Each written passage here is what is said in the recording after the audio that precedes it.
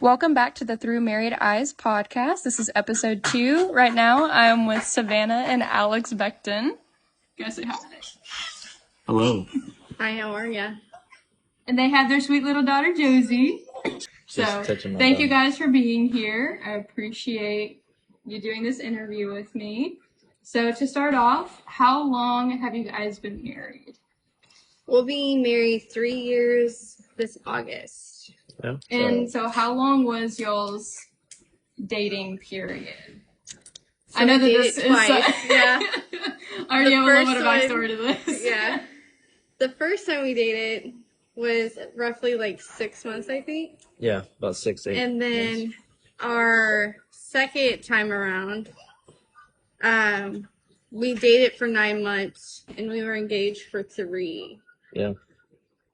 So what was the time year. period? Like how long between the first and second time?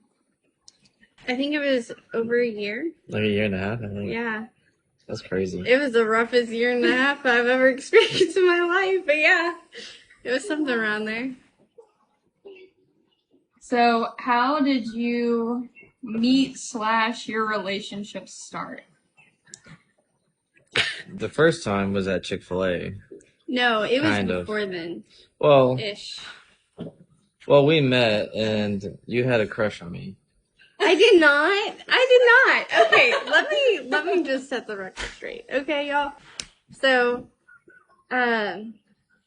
he came to church starting March You can skip that story, but 2019. Yeah. 2019. And I noticed him for a while, but I was like, I'm not going to talk to him. Like, he is like, I'm not interested in him. I don't want him, like, looking at other people, especially me. I don't know what I was thinking. But I was like, Johnny's doing a great job of taking care of him and, like, just bring him in. And then... Johnny is her cousin, by the way. Yes, Johnny is my cousin. Was the first one that was introduced to me whenever I came to church. That was around my age. Yeah. Around. Yeah, he's old. But then I think a couple months after him really being into the church scene and like hanging out with the youth in Hyphen, I started noticing him more. And then after that, that's when we became friends. And then he worked at Chick-fil-A with me. I had Chick-fil-A job first. Just want to put that out there. He came and followed me. And then that's how it just kind of escalated from there. Yeah. Just like starting off as friends and then... Yes. Yeah. Feeling a little bit more. Yeah. A lot more. So, how long did it take for either of you? Because I know that it was probably different timing-wise for both of you. Ooh. So, how long did it take that either of you to know that you wanted to marry the other one? I would say I kind of knew... my brain wouldn't admit it, but I think I knew immediately from the first time. And it was even more prominent after we broke up the first time that I was like, oh, I can't go on without, like, I feel like I just missed something good. Mm-hmm. And then after we dated the second time, that's when my brain was like, after 6 months of dating the second time, that's when my brain was like, this is it for you. There's no one else. Mm-hmm. I don't know about him, though. Was this the second time? Yeah. Yeah. Well, I was just saying in general. Oh. Like how long did it take for you to know that you wanted to marry her? So whenever I started pursuing her again, I was pretty much like, yeah, she's the one. Because I took like that year and a half and kind of realized around the end of that year and a half that she was really who I wanted to be with. And so she didn't want anything to do with me. I think she was just getting over me at that time. Yeah, I literally was. Like, I was like, that last month, before you started talking to me again, I was like, Savannah, you gotta get yourself together. Like, you can't live your life like this. It's already been so long. And then I said, hey, how are you? Literally that month, he came to the restaurant with a friend group. Oh, yeah. And, like, I didn't know he was going to be there. And then he knew he was blocked. But he, like, he sat at the table with us and was texting me. And then I noticed, like, he was texting someone and, like, looking at me and, like, going like this. Like, side-eyeing. And, of course, I wasn't getting him because he was blocked. And he said in front of God and everybody. And everybody at the table knew he was blocked, too. Mm-hmm. Hey, I'm trying to text you. Are you not getting my messages? There was something along those lines, yeah. And I was like, brother. I was so embarrassed. I put her on the spot because I knew I was blocked too. Little fuck. He's so terrible to me. But it was funny. Like, now we look back at it. Yeah. Long story short, after that, she unblocked me. So we started talking. Well, it took some time. I was like, I wonder what he was texting me. Like, what was he trying to tell me? What were you trying to tell her? Hey, how are you? I honestly don't remember. But yeah, I pretty much knew, like, whenever I wanted to be with her and stuff, and so I was trying to hit her up again. Yeah. But I was blocked, obviously so. It worked. Yeah, I mean, hey. She wouldn't even look at me. Like, Yeah, at the table, she wasn't even looking at me or nothing, so I was like, I'm gonna text her. And then I'd be like, hey, you're not getting my messages?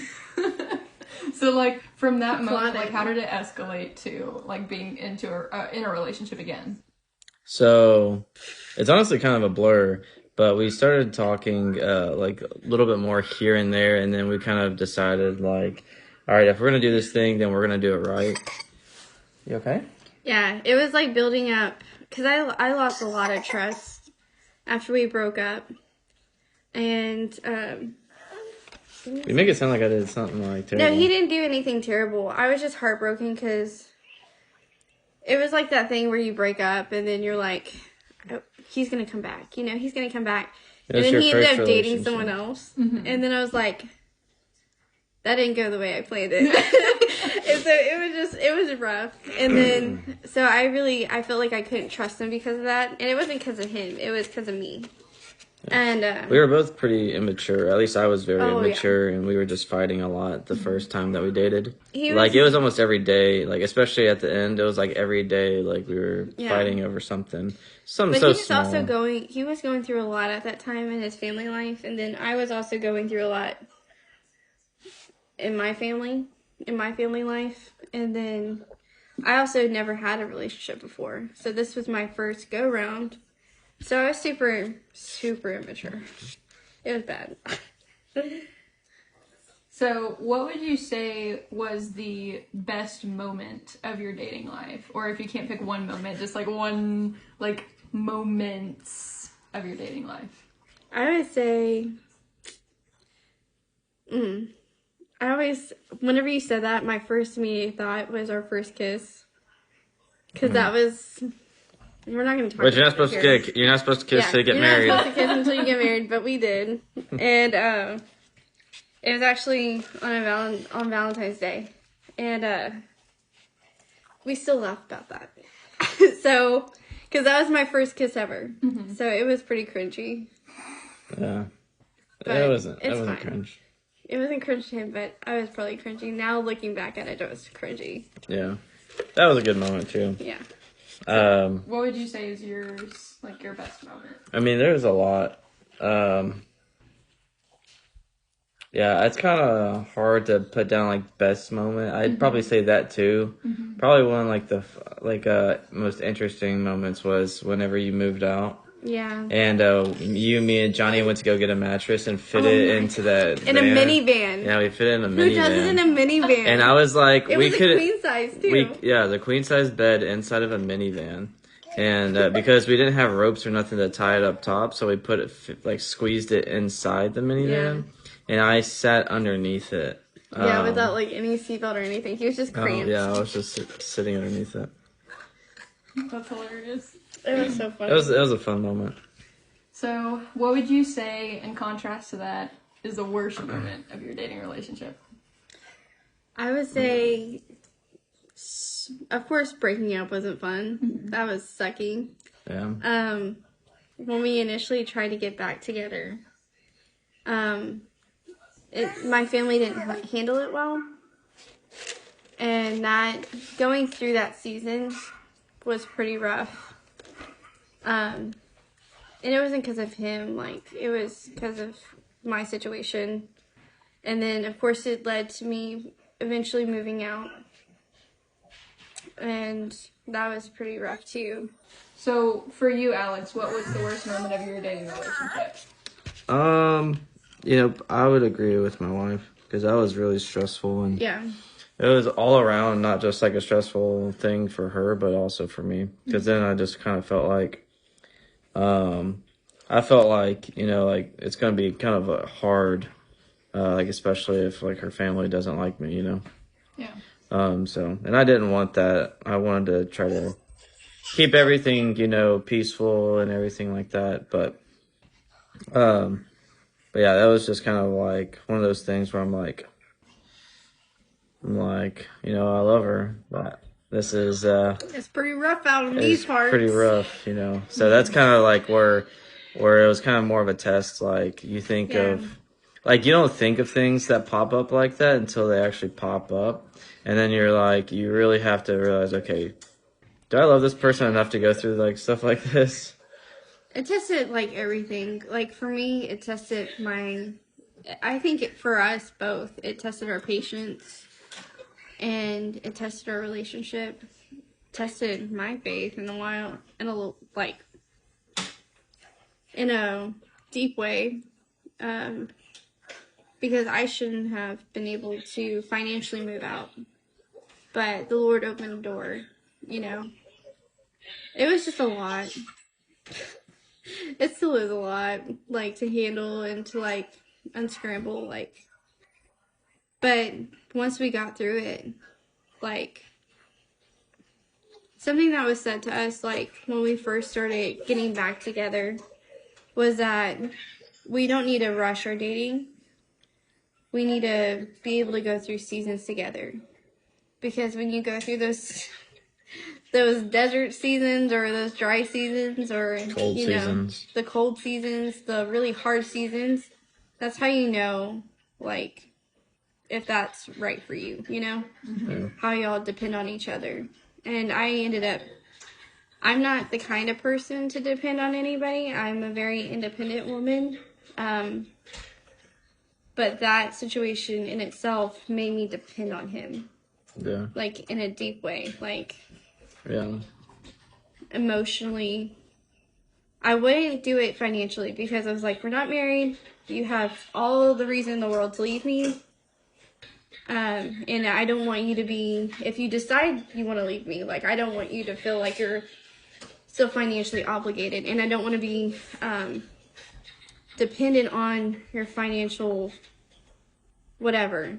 Like, I want you to be able to make that decision freely. But another thing to say about like going through seasons together too is I think it's good to go through all 4 seasons with someone too. Yeah. Because, if you get with someone in the spring or the fall, those are the 2 most comfortable seasons. Oh yeah. But the summer, when it's blazing hot and there's tons to do, and then through the winter, and like the winter, whenever it's cold, those are the 2 hardest seasons to get through for a lot of people.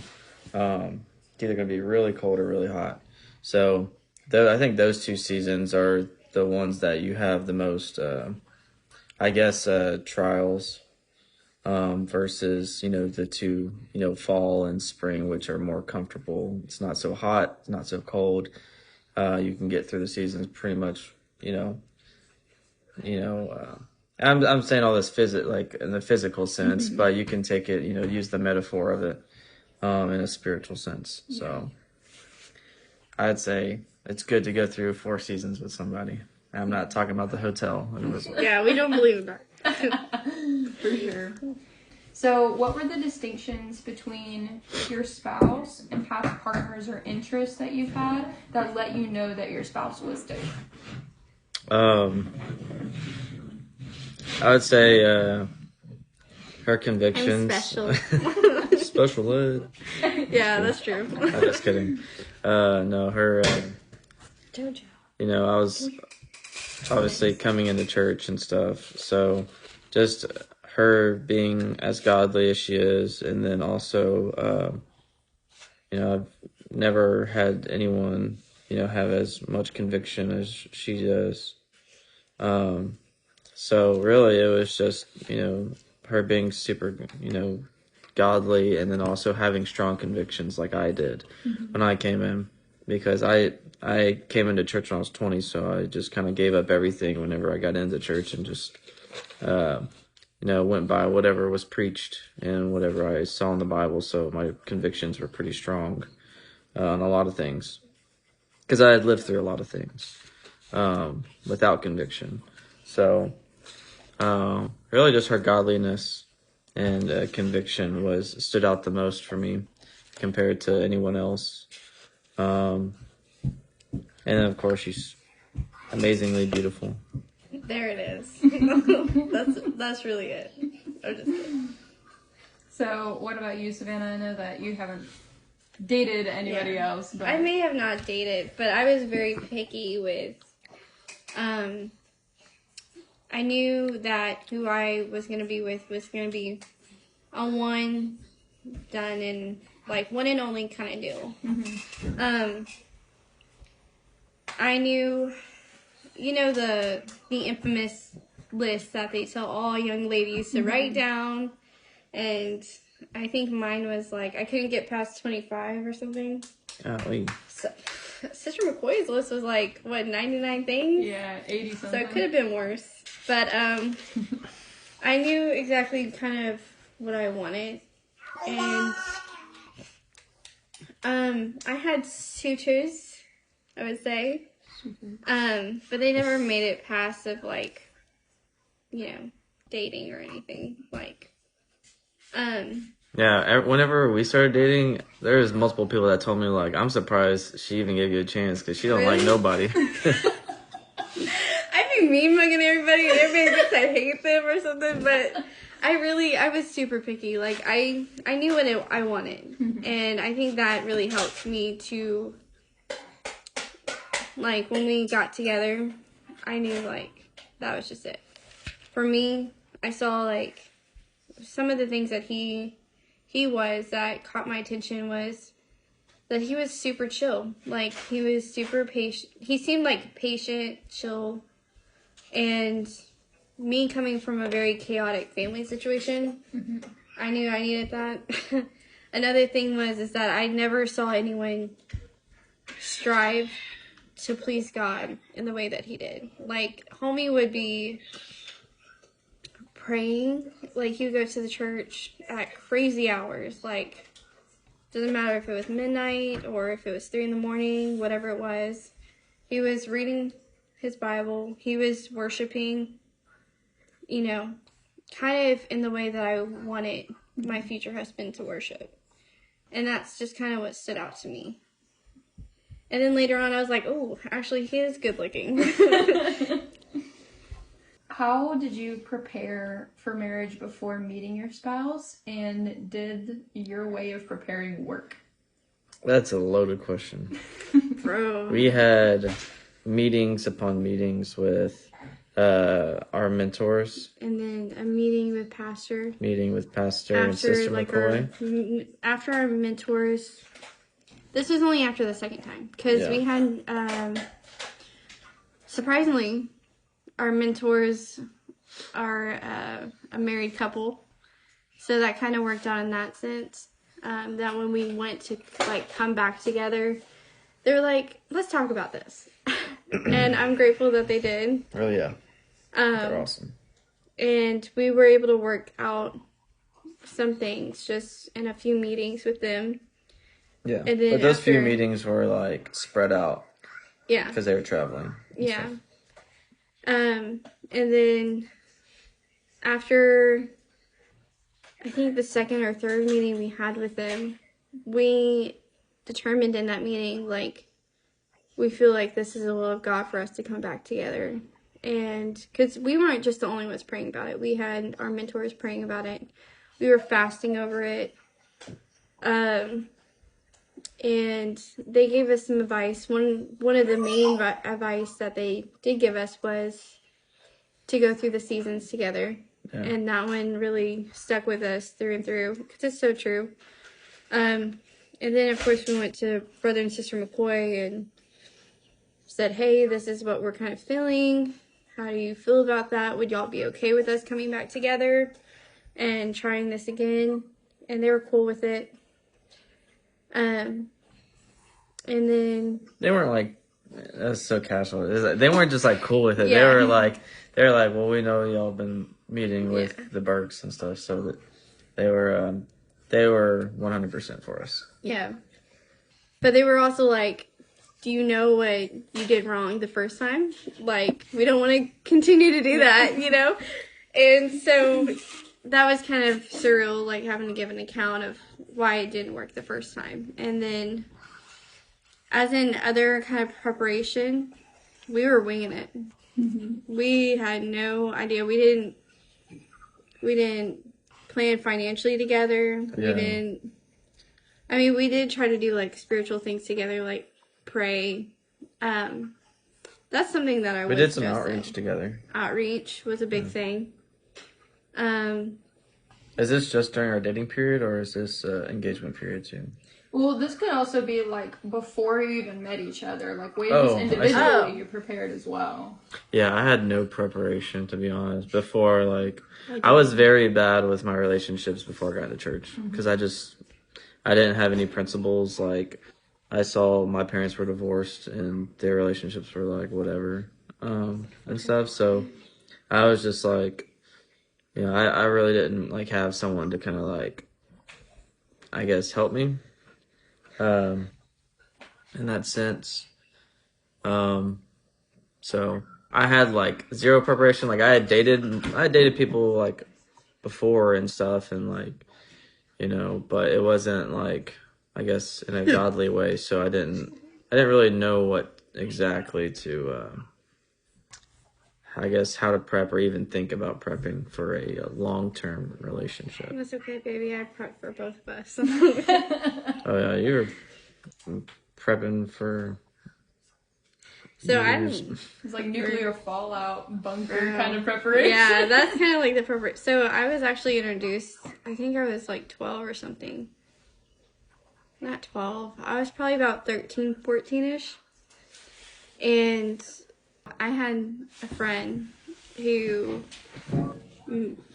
she married one and done. Like, first person she dated, that was it for her. She actually told me while we were super young that she would daily pray for her future spouse. And I never thought about doing that before. And so I did. And thank God I did, because homie over there should have been dead before he even came to church. It was literally the hand of God, like, that covered him, I feel like. And it was like prayers for like protection, and if he's not in church, Lord, send him to church, like let him be dedicated to you type thing. And also to help me like know. That was like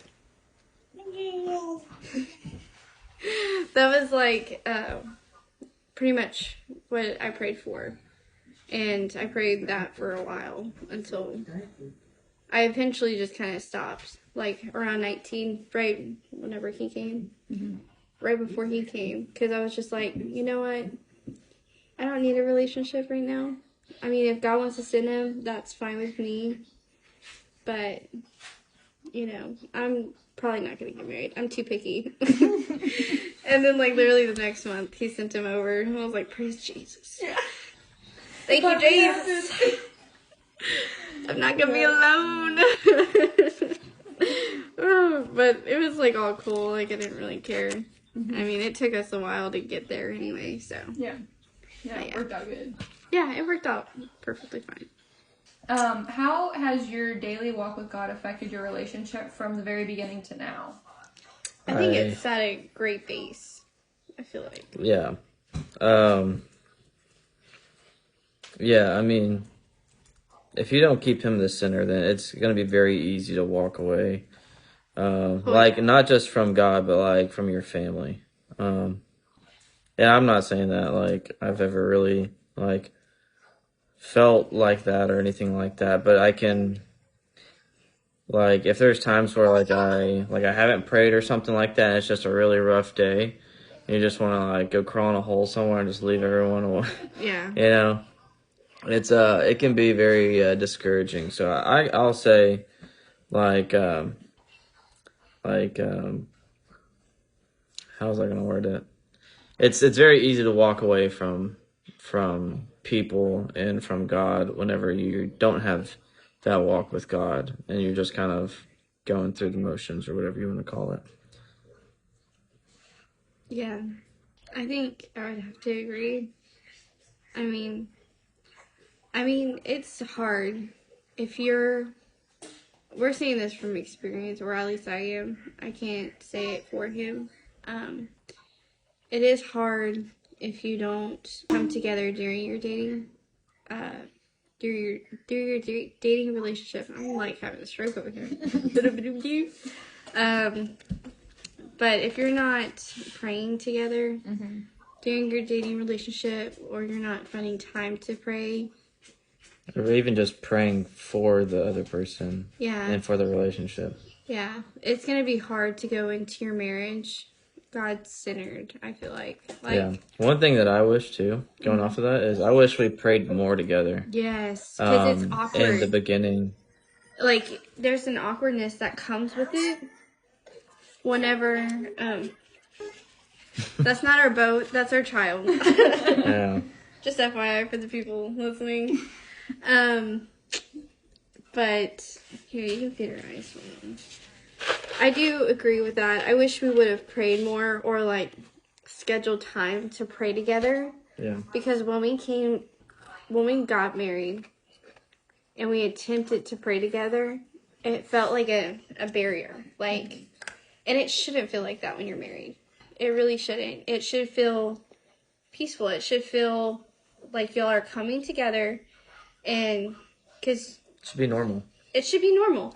But like also, I recognized this early on in our marriage. Like, God will speak to Alex way differently than he'll speak to me. And whenever y'all come together, and that's just because the differences between men and women are from God, you know. And we're supposed to come together and create something whole. So whenever we come together to pray, it should feel like a puzzle being fit. And sometimes whenever you're starting out in marriage and you didn't pray together consistently during your dating life or dating relationship, it feels like a barrier. Like you're trying to start something that has never grown, and you want to like grow it before you get married. That way it's an easier transition. Yeah. And also, you know, you want to keep it like, I probably wouldn't suggest like being alone, like praying with each other and stuff, but praying for each other, at least during the dating part. Or like I mean, like when you're dating or engaged and like you go to like family prayer or like something like that, prayer at the church, you know, you can be around each other and just pray, or like maybe even sit like next to each other or something. And just pray for each other or something like that. I mean, y'all could like set a time. And hear each other pray too. Yeah, y'all could set a time, call each other on the phone, and pray through there. Or you could get a group to go to the church at a certain time. That's what we did the first time, I think. We didn't have to get a group together because it was like a church thing where the hyphen would come early in the morning, like at 5 in the morning, to the church, and we'd have a prayer session or whatever. And that was easier to do it that way. But it's also different, like, when you hear each other. I think that's really the barrier that you got to get through. I think that's what feels the most awkward. It's not necessarily like the praying part, but like hearing, you know, like praying for someone, especially like if you're like praying for like them or something like that. It can feel awkward, and that's why like I wish we would have done it more, like especially just even during engagement, because like whenever you know, like we pray with each other, like when we started doing it when we were first married, it felt weird. Yeah. You know, it just It feels was weird weird. and awkward because you're listening to each other pray now, and like, you know, it's just for whatever reason it shouldn't even be awkward or feel awkward or whatever because that's your spouse, um, That's but also your it's foundation. yeah. So like, So it's just I think I should have done that more. Is yeah, I agree. pray together more. 100%. That's awesome. Good advice. We have a lot of. If you need any prayer advice, we got y'all. I feel like we have so much more experience. Yeah, we're like 90-year-olds and like 20-something. Not to say that we know everything, but like no, we yeah, especially raising kids wise, but like that's I the whole feel purpose like of life, though. yeah, I feel like just because of the hard times that we've had during our dating and engagement and stuff, and just our experiences with all that, it's made us tougher.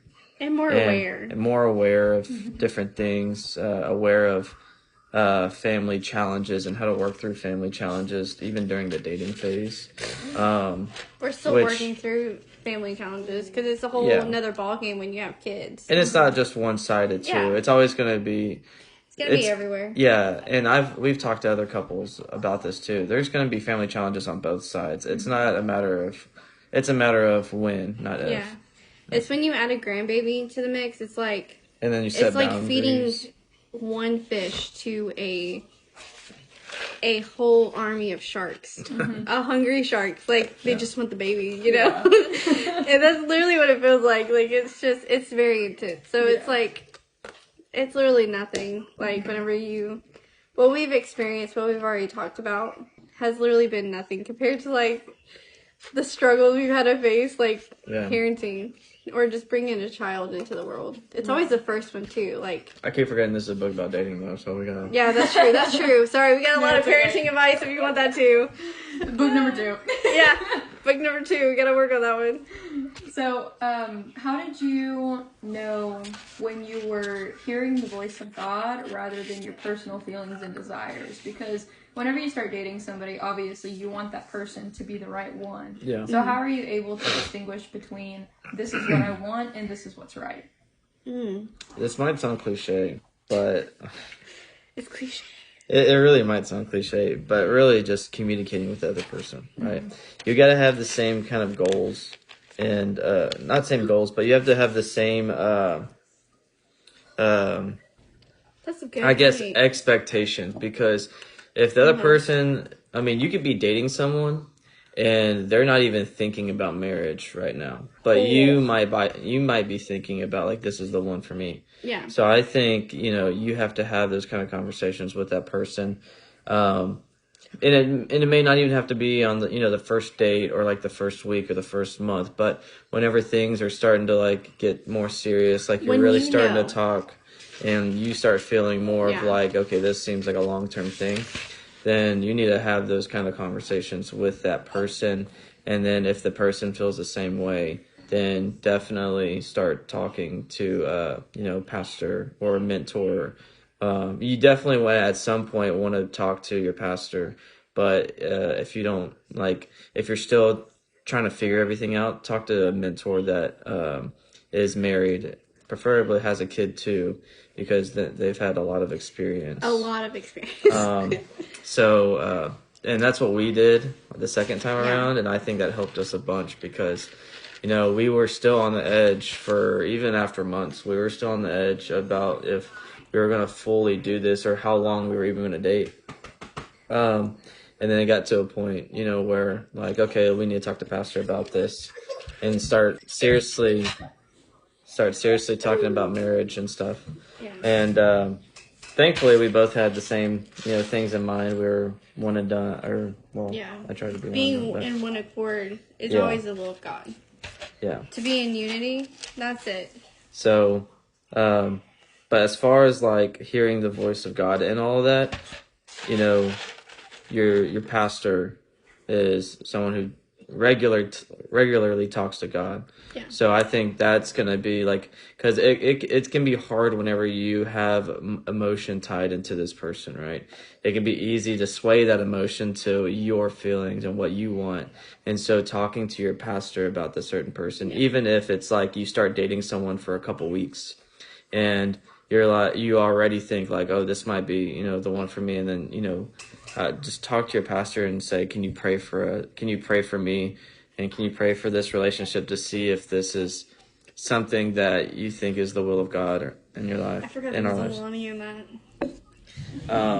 The smell hit me in the face. So, There you go. so yeah, I would say the best thing to do is to talk to a mentor, talk to your pastor.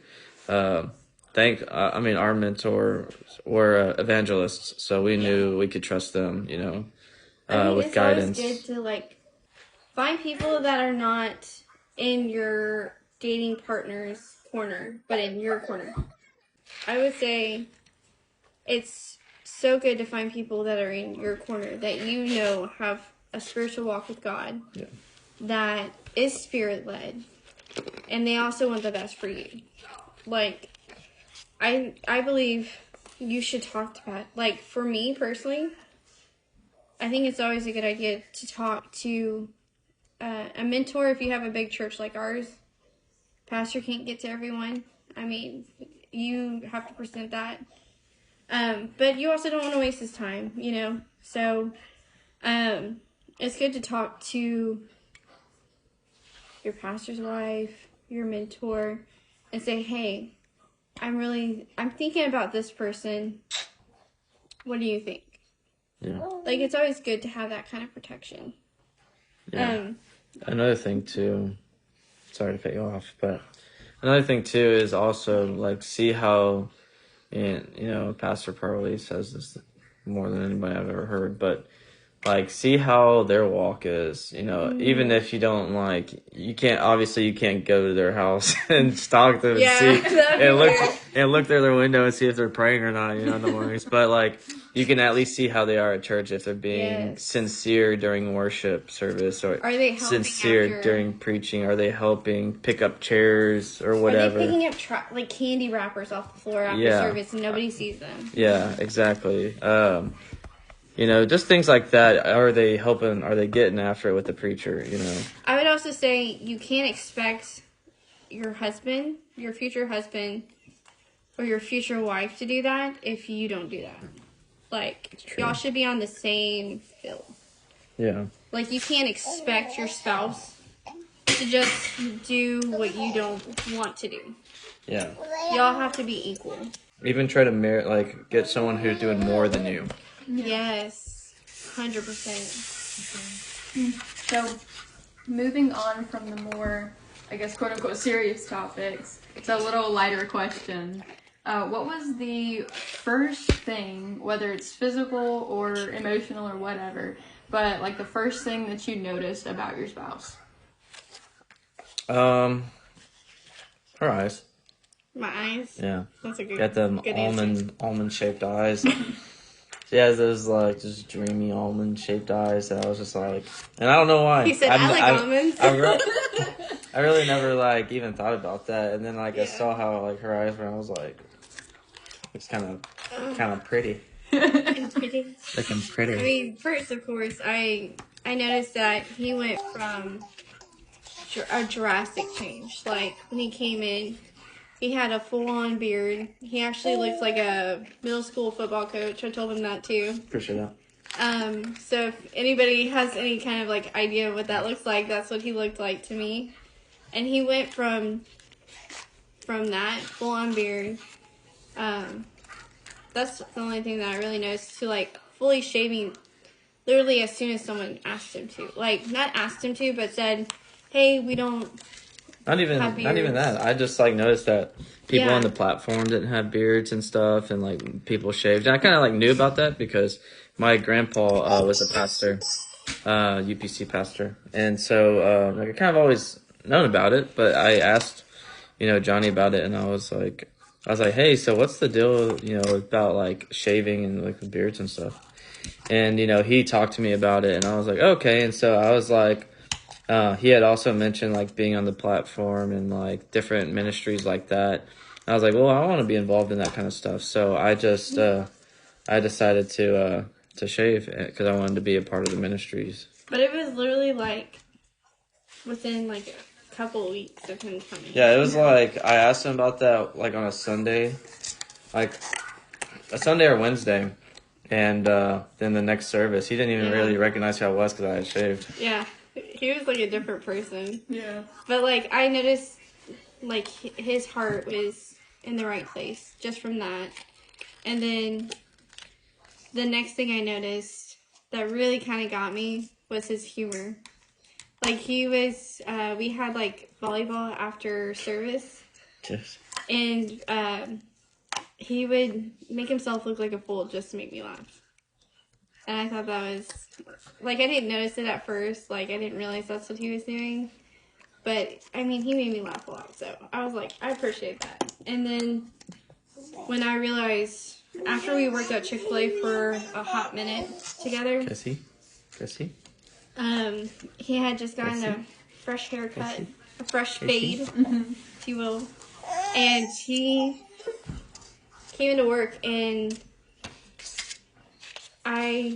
this is after, like, he started looking at me different. I knew, like, he was, like, for a whole day, I was like, why is he looking at me like that?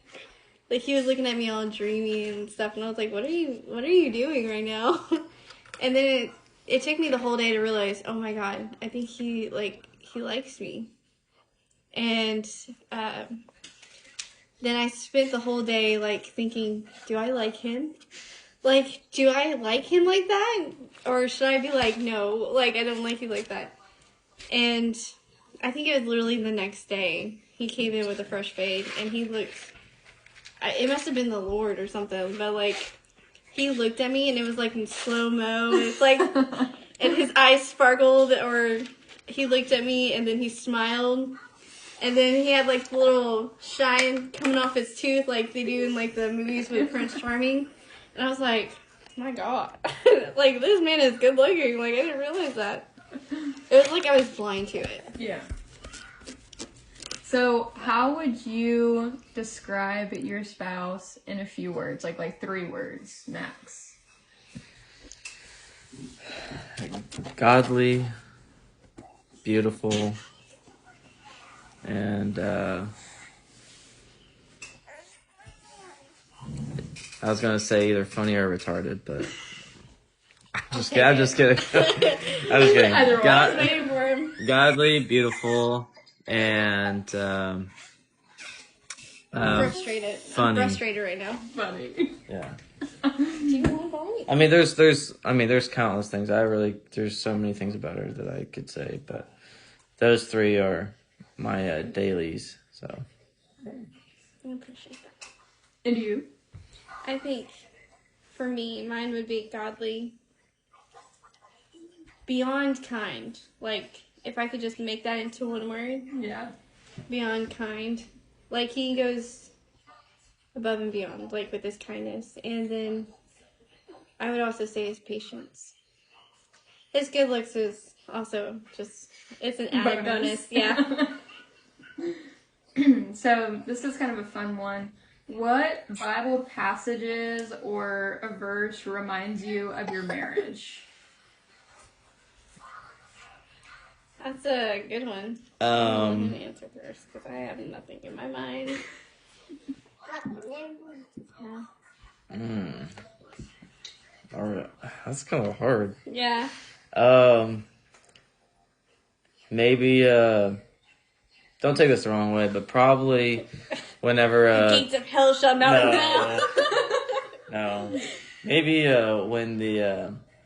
when the disciples were in the boat with Jesus and he was sleeping, and the storm came, and they went and woke him up, and he cleared the waters, or not cleared the waters, but he stopped the wind and the waves, and kind of made them realize like why are y'all afraid if I'm here, So I say don't take that the wrong way because it's not our whole life hasn't just been just a giant trial or storm or anything. But I feel not even that. Like I feel like the storms that we've had to endure has really tested us, and but I feel like the storms have really shaped us, and made us really trust in God more, and He's shown us a lot of stuff. So that's what I would say. I really can't comment on this one because whenever I'm like looking or reading the Bible, I try to make sure that it molds me. I don't ever think about our marriage. Like that sounds terrible, but I'm always like, for me, my marriage is gonna be what I make of it. And so if I'm not doing something right, I'm always constantly trying to like get onto myself. So I can't really comment on that one because that was actually pretty good. I think there's a whole section of stuff about marriage, like submitting.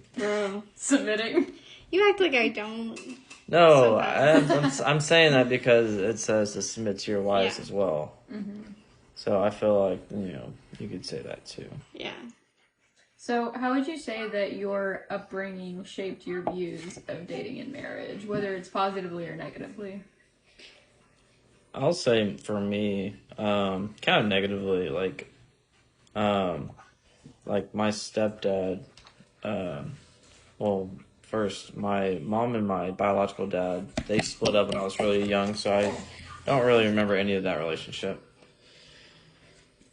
Besides that, they were in church, and then times got tough, and then they got out of church, and then they ended up divorcing.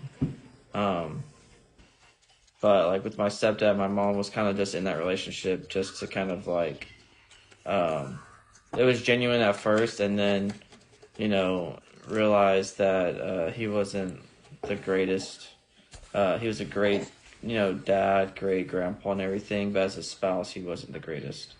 And so, and I would agree with that. Like he taught me a lot of things, and I see him as a great father figure in that sense of teaching you things and, getting things done, taking care of things. But as a spouse, relationally wise like that, I never hardly saw him like, with my mom, like completely, all the time, like in a good sense, right? I saw them fight more than anything. So that was something that, I didn't really think about until I got into church and stuff and started, pursuing Savannah.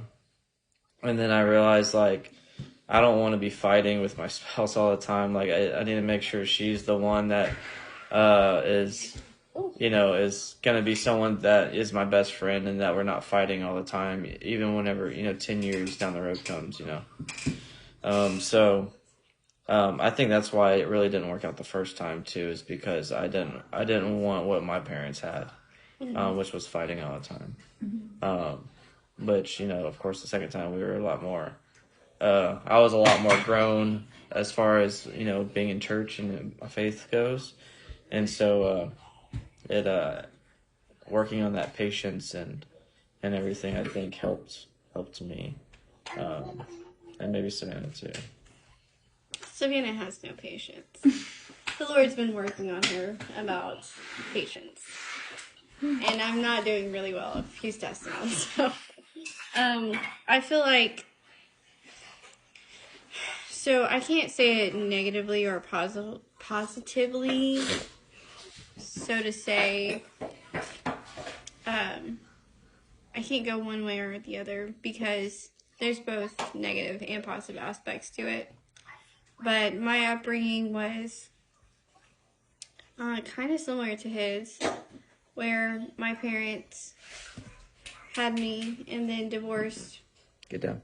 Before I could even remember. So my whole life I went back and forth between homes. And I lived 2 different lives in each one. Josie, one where my mom she used to be Pentecostal, but she doesn't live that way. And so I would go there and wear pants or shorts, or she would always cut my hair in bangs. I have pictures of it. It's gross. Wouldn't recommend it. Don't ever do that to your kids. Let them be an adult and let them make that choice. But then I went to my dad's house and it was different. I had to wear skirts. I couldn't play with makeup or anything like that, where I could with my mom. I couldn't paint my nails. Couldn't do all of this and that. But I realized that there was a difference in what I felt at my mom's and the difference I felt at my dad's. And my dad, both of my parents actually got remarried, but I wouldn't say they're the best relationships. I don't think you could ever have the best relationship, honestly, but it did deter me from dating and doing a lot of promiscuous things. I feel like I knew that the desire I felt to be married was from God, and it should be placed in someone I trusted. So trust for me, because of my upbringing, was a big thing. And I knew I didn't want an abusive situation, because my mom was kind of in a situation of that nature, where it's financial and verbal, mental, emotional abuse. I knew I didn't want that for my life. I was able to see that example, and I was like, okay, what could I put on my list mentally that would be the complete opposite of what she found in her spouse, because I don't want that for my life. And that's kind of where that took me. So how has your financial situation over time affected your relationship? Oh, that's like a lot of our talks and arguments is financials. Not all of them, but like that's one of the leading causes of divorce is financial struggle.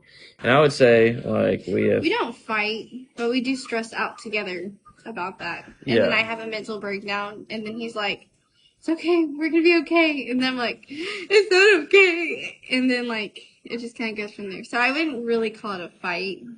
It's more like just me having a mental breakdown. Yeah. Well, we have argued, here and there about financial stuff. And it is a struggle. It's one of the, the biggest struggles, I think.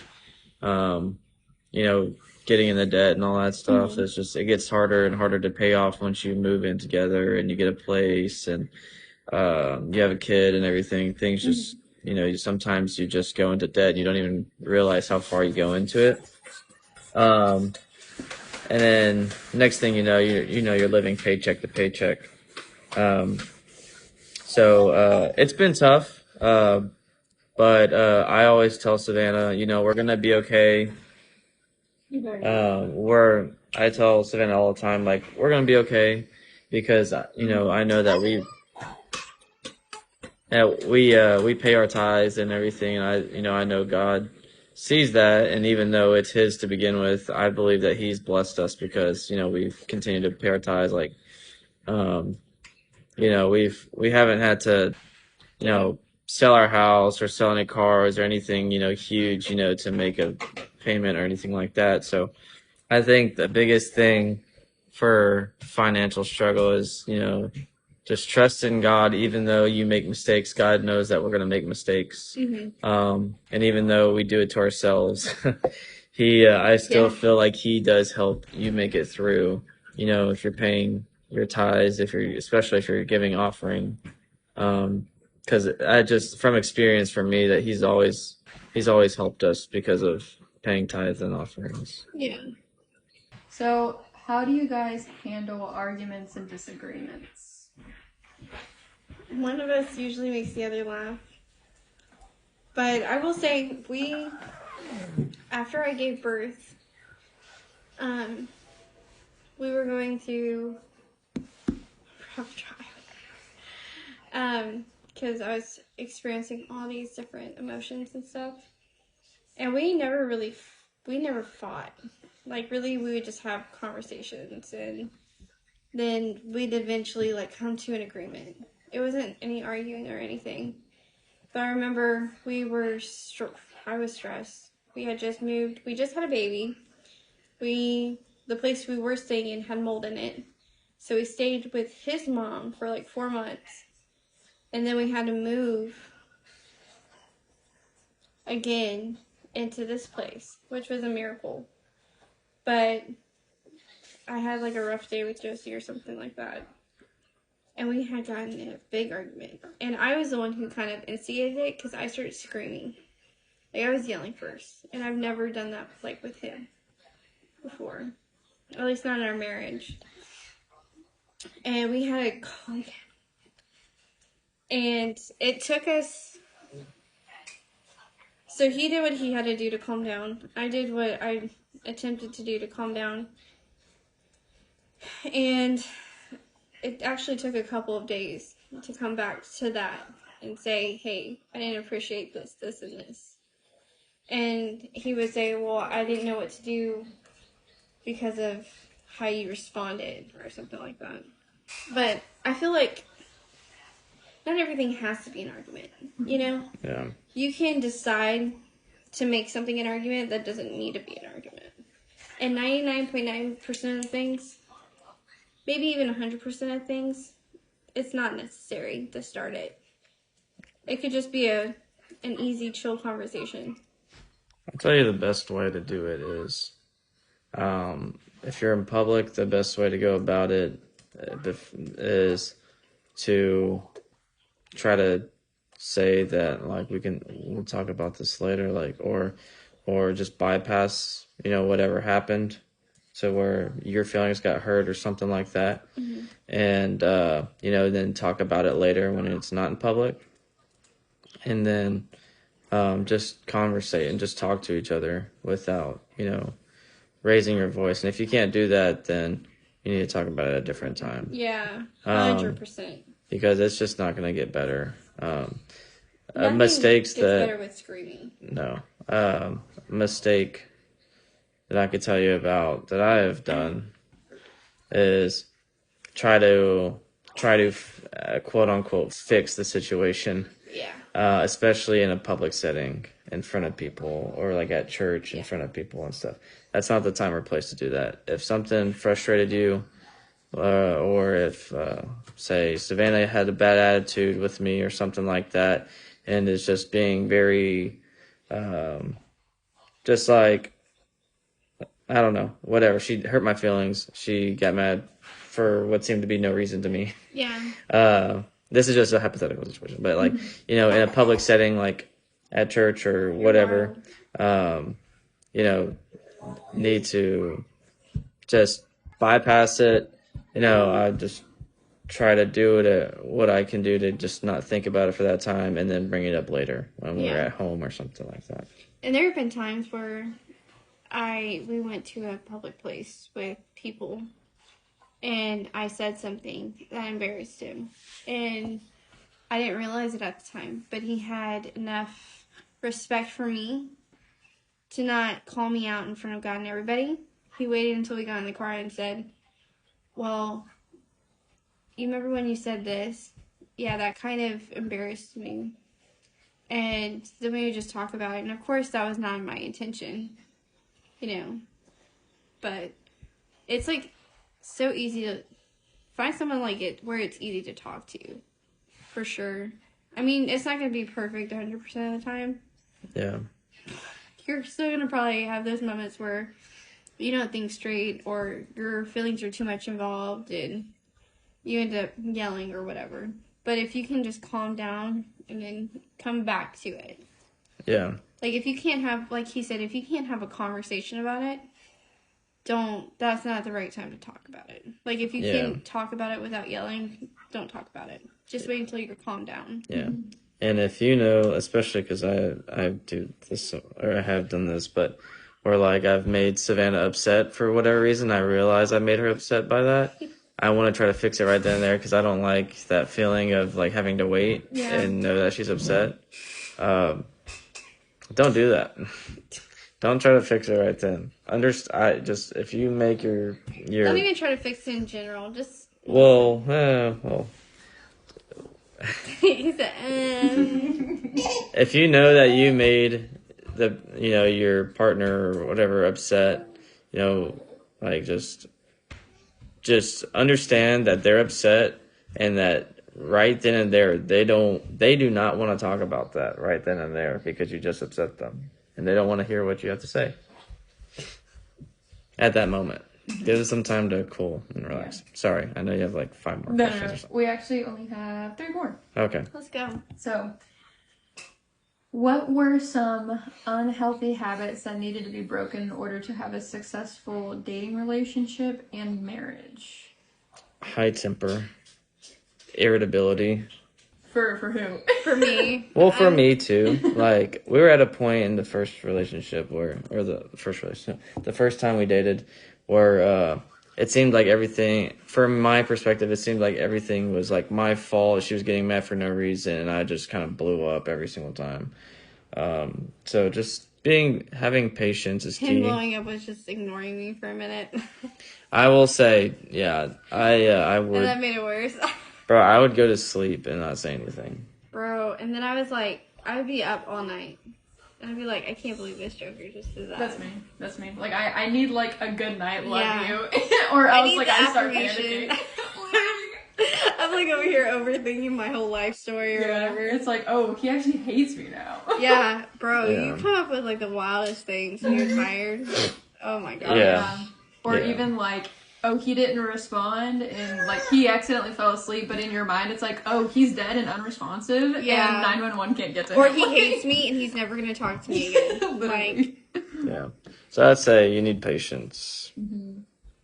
So, how have boundaries from the beginning to now impacted your relationship? And how have they changed overall? We had, at first, very strict boundaries, I would say. Of course, I feel like it's better to have strict boundaries and then when you're married to, like, not have as many, you know? Well, your boundaries change. Yeah. From dating to engagement to... Well, not so... It shouldn't really change from dating to engagement. I would say physical boundaries. Yeah, physical boundaries should be strict, yeah. Because it's easy to, like, allow yourself to flow into that temptation, especially when you're engaged. But if you wait it out, you just come to the perfect will of God. Yeah. Like, you'd rather have that peace than have, like, the regret that comes after sinning. Because if you're not married, you're sinning. Yeah. And you'd rather just have that peace when you are married, and it is the will of God, than to worry about it. I feel like emotionally, it's good to have a lot of boundaries, strict boundaries at first. But once you feel like you can trust that person, and you feel like this is the right play, like the right one for you, I feel like it's good to loosen those for sure. Yeah. Not all the way. Don't loosen all of them until you're married, of course, but... You need to be vulnerable with the person whenever you get married. Like, really talk about feelings, talk about those emotional boundaries, and... what triggers each person. Yeah. I hate that word, but I'll use it in this. It's a buzzword for this time and age. Yeah. Everyone's triggered anyways. But, yeah, you need to... And like I said, it's cliche, but, you do need to, I guess in that sense, communicate. But not just communicate and just talk. You can talk about nonsense. There's ways of communicating that are effective. And one of those things, if you want a very productive conversation with your spouse, when you get married, talk about very deep things. Like talk about things God talks to you about. Things that God talks to you about. Talk about your emotional, if you have any emotional damages, like if you've been hurt by someone, like one thing that she said earlier was like trust, and that, there's sometimes you get trust issues, not even just from past relationships, but from family members who broke your trust, or friends that broke your trust. And you need to express those trust boundaries that have been broken with that spouse to make sure that those boundaries aren't pushed. And that goes with any emotional boundary. I feel like emotional boundaries is going to be the biggest thing, because if you break an emotional boundary without knowing what that emotional boundary is, it's going to be very hard for that person to once the boundary's broken, there's no. It takes a long time to rebuild. It's either it takes a lot of self-determination to bring that boundary back to a close, or it never gets closed. So, and most of the time, it doesn't go back together after it's been broken. I would say that. So just be wise before you allow a boundary to be broken. Mm-hmm. So the last question, and this is like the biggest question that'll be used for the book, is what advice will you give to those who are single and serious about having a successful future marriage? I would say pray about it. Allow prayer to be the forerunner of everything you do. And even if you're not praying about it, you need to make sure your mind is. I don't know how you can pray about it and not pray about it and then still have the mindset of God's will. Yeah. But I feel like you need to have God's will constantly in the forefront of your mind. Even as a wife now and a mom, that's something that I still think about. It's just, it looks different in my season right now, Yeah. I think with that being said too is you need to feel peace about the person that you're dating. Because if you don't feel peace and you're thinking about this is the one, in your emotional state, and you're thinking about this is the person for me that I want to be with, but you don't feel peace, then you need to take some time before y'all get engaged. Even if and this is a hard one, but that's even if that person proposes to you and you still don't feel peace about it, you need some more time.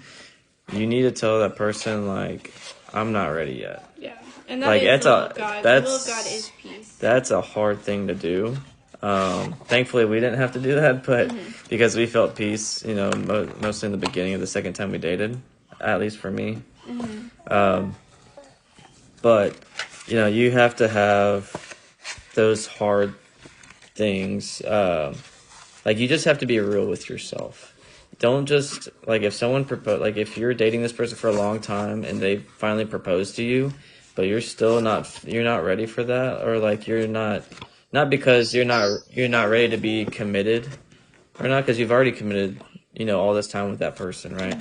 It's not that you're not committed, but if you don't feel like it's the right time right then and there, then you need to examine why. You need to say, I'm not ready right now, because I don't feel 100% peace, and I need to figure out why I don't feel like that.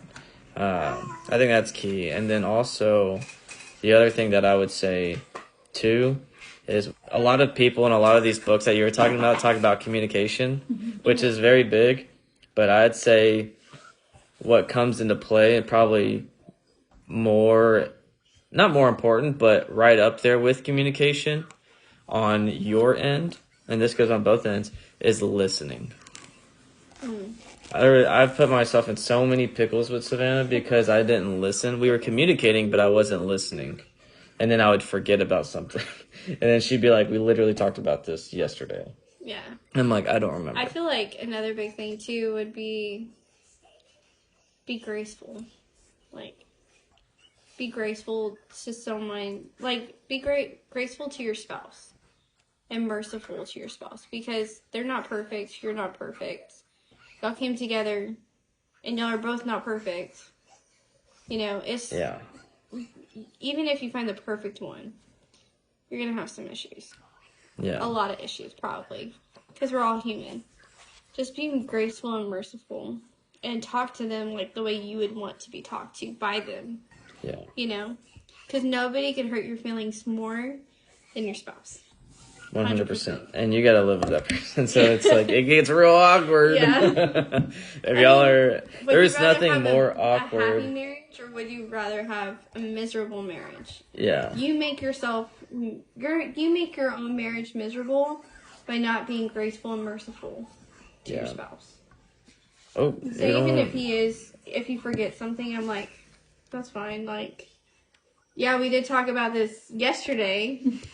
But this is what we talked about. You remember? And he's like, no, but I appreciate that, you know? Yeah. A lot of times it's just the work and like doing other things gets my mind on a lot of things. So I have to constantly write stuff down. Like that's one too. That comes part of listening is if you struggle with listening and you forget a lot of stuff, do what I do and write stuff down.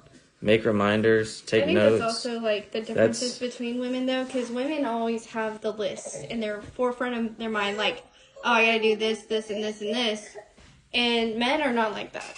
They go with the flow. Like, they're here for the schedule, and they go through there. They don't have to even know the schedule. They'll just go through it. They don't care. Women are like, we need to do this, this, and this. And then men are like, tell me what to do, and we'll do it. Yeah, that's facts. And I appreciate that, because, I mean, it makes it kind of easier, but... It could also be frustrating. Yeah, it can also be frustrating, but that's where the grace comes in, the merciful part. Yeah. I feel like if you can listen to your partner and, really just hear what they have to say and, be sincere, that's going to help a lot of your communication issues. Mm-hmm. Be a good listener. Be a good communicator by being a good listener. That's awesome. Well, thank you guys so much for doing this with me. I appreciate it. And until next time.